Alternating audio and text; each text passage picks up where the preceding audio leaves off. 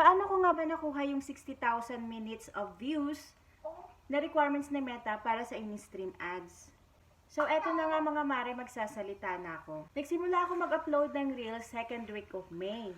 Una, pa isa-isa lang, pero nababagalan ako sa progress ng dashboard ko or ng views ko. Ang bagal nung blue line para makomplete ko yung 60k minutes of views. And after a week, naisip ko, bakit hindi ko gawing 2 to 3 video a day?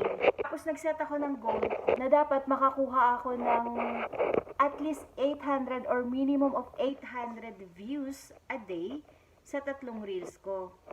Pero dahil hindi naman nga tayo sikat, at wala naman akong gaanong video na pwedeng i-upload, sinubukan ko yung iba't ibang klaseng video or random video.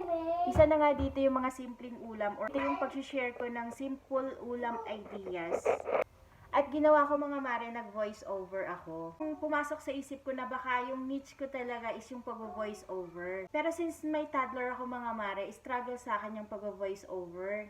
Kaya may mga video pa rin ako na hindi ako nag-voice over. Pero ginagamitan ko na lang ng edit. Mas kaaya-aya pa rin siyang panood. Napapanood ako ng mga kapwa ko reels or content creator na madalas mag-live.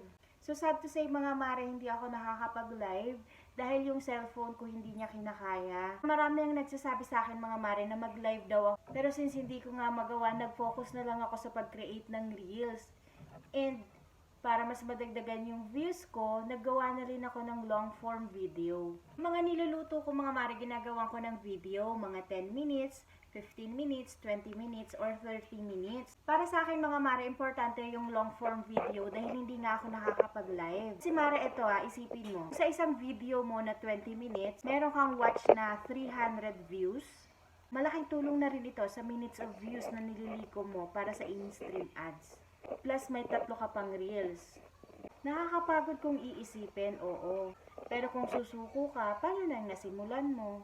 At ito pa mga mare, mayroon akong i-share sa inyo. Disclaimer lang po, ginawa ko po yung video na to kung hindi para magyabang. Ko lang po i-share yung alam kong nagawa ko or kung ano po ang nagawa ko para ma-achieve ko nga yung in-stream ads. Hindi po ako against sa follow to follow. Dumaan din po ako dyan. Pero hindi ko po tinambayan. Kasi naman talaga nakakapagod. Biruin mo, ifa-follow mo, iwa-watch mo yung video, i-comment mo, i-share mo. Tapos gagawin mo to sa ilang followers. 10, 20, 30 a day. Nakakapagod yun. Imbis na ginugol mo yung oras mo sa pag-create ng video, nag-focus ka na lang sa video mo sana. Hindi ako sa nagmamayabang ha, kasi wala pa naman akong napatunayan. At nasa sayo kung makikinig ka. At susundin mo ko.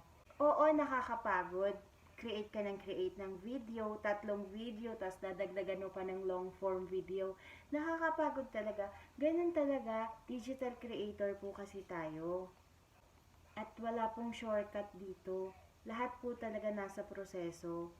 Ang reality kasi dito sa Facebook ay hindi about sa paramihan ng followers. Na kahit umabot ka sa 1 million followers, still, ang babayaran sa iyo ni Meta is yung number of views mo sa video, hindi ang number ng follower mo. Kaya minsan nagtataka tayo, meron kang 6,000, 7,000, or 8,000 na follower. Tapos kapag nag-upload ka ng reels, iisang reels na nga lang, hindi pa umaabot ng 200, 300. Alam mo kung bakit? Kasi robot yung mga pinalo mo. Papanoorin lang nila yung in-upload mo kapag pinanood mo din yung upload nila. Ila-like lang nila yung upload mo kapag nilike mo rin yung upload nila. Iko-comment lang din nilang upload mo kapag kinoment mo rin yung upload nila.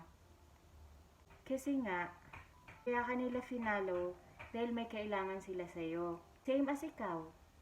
Finalo mo lang din sila kasi may kailangan ka sa kanila. So, ang nangyayari parang robot na. Bakit hindi na lang tayo mag-focus sa paggawa ng video? So, once na nakagawa ka ng video, yung magandang video, yung informative, papanoorin at papanoorin yan. Kahit hindi mo i-share, sa ayaw at sa hindi mo, papanoorin nila yan, magko-comment sila dyan, at i-share pa nila yan. At pwede ka pang makakuha ng followers. Ngayon tatanungin kita, saan ka? Sa pag-create ng video? O dun sa pagpaparami ng followers?